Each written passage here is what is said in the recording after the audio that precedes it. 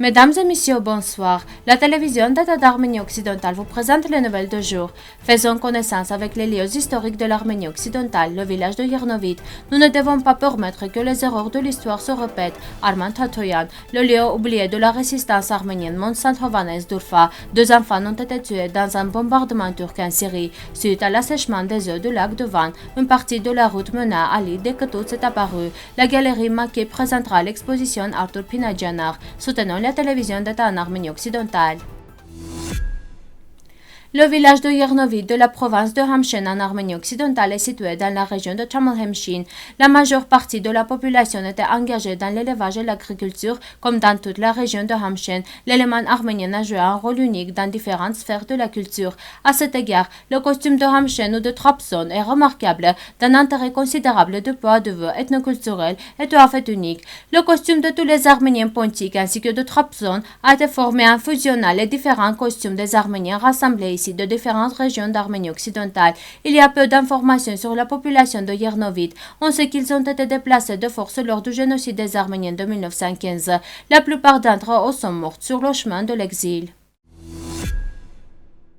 L'ancien défenseur des droits de l'homme de la République d'Arménie, Armand Tatoyan, a pris la parole. Nous ne devons pas permettre que les erreurs de l'histoire se répètent. Pendant les années soviétiques, les conflits frontaliers entre l'Arménie et l'Azerbaïdjan étaient fréquents lorsque les autorités azerbaïdjanaises participaient aux discussions officielles, mais organisaient en même temps des attaques contre les villageois arméniens, s'emparaient des terres, puis faisaient de ces terres occupées l'objet de discussions. Barana, maintenant Noëmberian, Gorb, Koti, Doverk et d'autres villages. Par exemple, depuis mai 1922, les conflits dans les zones frontalières des provinces de Tavush, Karvansara et Razakh et les travaux finaux des commissions ont été constamment retardés car la plupart des terres appartenant aux Arméniens ont été saisies par les Azéris et les Azéris ont refusé pour les retourner.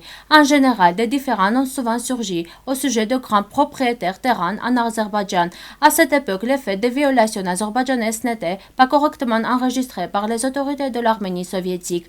En fait, cela n'a fait que créer des cadeaux pour le gouvernement azerbaïdjanais pour rendre le monde pacifique et humaniste aux dépens de notre patrie et de nos compatriotes. Au printemps 1915, des colonnes d'exil commenceront à traverser Urfa, ce qui inquiète les Arméniens locaux.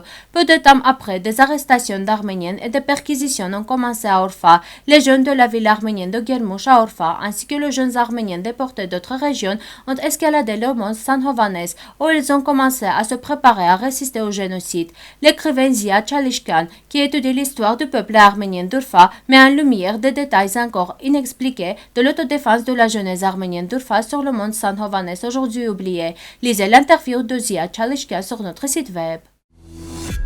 À la suite des bombardements turcs, 2 enfants ont été tués et un enfant a été blessé dans la colonie de Nubli, au nord d'Alep. Cela a été annoncé sur Twitter par la journaliste américaine Lindsay Snell. Les garçons faisaient paître du bétail lorsque l'artillerie turque a frappé des colonies pacifiques. Le massacre continu de civils par la Turquie en Syrie et en Irak n'ont apparemment pas affecté la possible décision américaine de vendre des F-16 à la Turquie, a déclaré Snell. Récemment, en raison du tarissement des eaux du lac de Van, de nombreux monuments historiques ont commencé à apparaître sur l'une des 4 grandes îles du lac, l'île de Koutous, qui attire de nombreux visiteurs en raison de ce monastère et de sa nature. La majeure partie de la route d'1 kilomètre reliant l'île à la terre est apparue. Dans les temps anciens, Koutous était une péninsule dont le chemin vient d'être découvert par l'assèchement des eaux. La route menant au bac a été submergée au fil du temps, comme le niveau d'eau du lac de Van a diminué en raison du réchauffement climatique en 2021. La route qui existait auparavant devient plus claire. Le niveau d'eau du lac de Van monte ou descend de temps à autre. On peut voir sur les photos ci-dessus que la route a été construite en pierre et qu'en raison de l'érosion enregistrée au fil du temps, seules les principales pierres de la route sont restées. La galerie Eastern Hampton Mackay est heureuse de présenter l'exposition intitulée Arthur Pinadjan.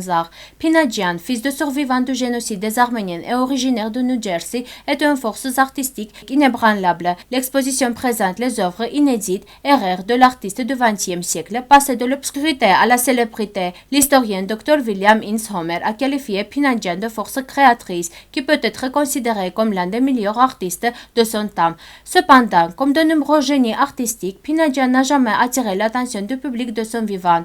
L'exposition Arthur Pinadjan Art contient plus de 30 œuvres couvrant plus de 40 ans, y compris des œuvres qui n'étaient pas encore accessibles au public. Des paysages et des œuvres d'art ont été sélectionnés pour l'exposition qui sont beaux, influentes et dynamiques. Chers compatriotes, la télévision d'État d'Arménie occidentale ne fait pas de publicité privée. Notre travail vise à préserver et à développer le lien entre nos compatriotes et la patrie. En ce moment historique, nous avons de la responsabilité de soutenir nos revendications nationales afin de relever les défis auxquels nous sommes confrontés ensemble et parvenir à l'établissement de nos droits justes, qui sont malheureusement ignorés dans les relations internationales contemporaines. Notre combat est long, mais la victoire est inévitable. Dans cette longue et difficile lutte, nous avons besoin de soutien de chaque Arménien. Ensemble, nous pouvons faire plus. Merci de votre fidélité. À la fin de notre émission, vous pourrez profiter d'une performance musique folklorique des Arméniennes. Vous pouvez écouter la version complète de la musique sur notre site web.